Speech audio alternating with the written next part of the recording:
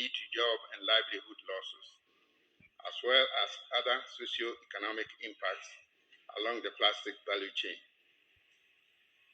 Therefore, as a group, we call for this instrument to take into account the national circumstances and ensure a fair, equitable, and inclusive transition for affected populations with special consideration for people in vulnerable situations, especially women, children, the youth, and waste pickers.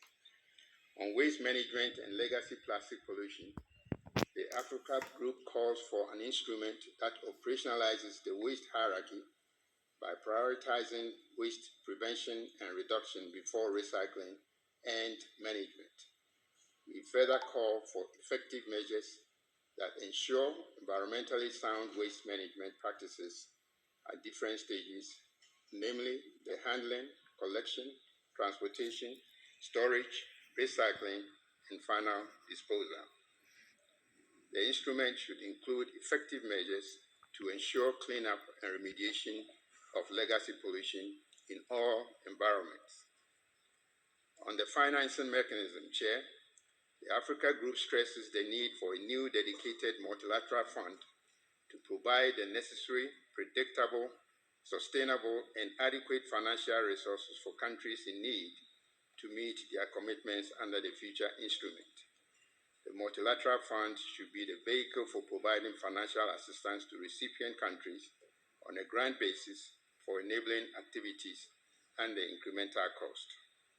On capacity building, development, and infrastructure, the Africa Group wishes to emphasize the need of advanced infrastructures and institutional capacity building and development for African countries to effectively implement the future treaty. On research, innovation, awareness, and education, the Africa Group calls for an instrument that facilitates information and knowledge exchange, international cooperation, and coordinating best available science on sustainable consumption and production, research and technologies, and indigenous knowledge. On private sector and stakeholder engagement, the Africa Group encourages parties to promote actions that will stimulate public-private sector partnerships and private sector investment in circular economy approaches along the plastics value chain. Stakeholder engagement is key to fostering an environment for building collective and innovative solutions to combat plastic pollution.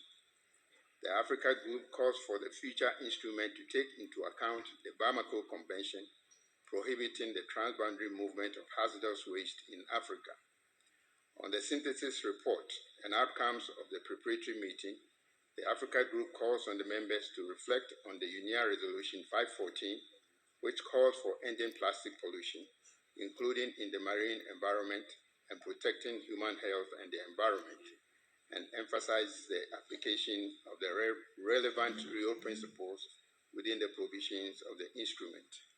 Furthermore, the Africa Group wishes to thank the Chair and the Secretariat once again for the zero draft text, the synthesis report, and the report on the preparatory meeting, and look forward to constructive discussions that will lead us to the first draft text of the instrument for consideration at the fourth session of the committee.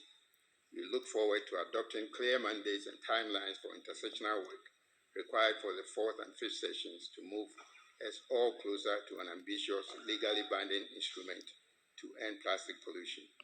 And finally, Mr. Chair, the Africa Group requests member states to support the hosting of the Secretariat of the Future Instrument at the headquarters of the United Nations Environment Programme in Kenya.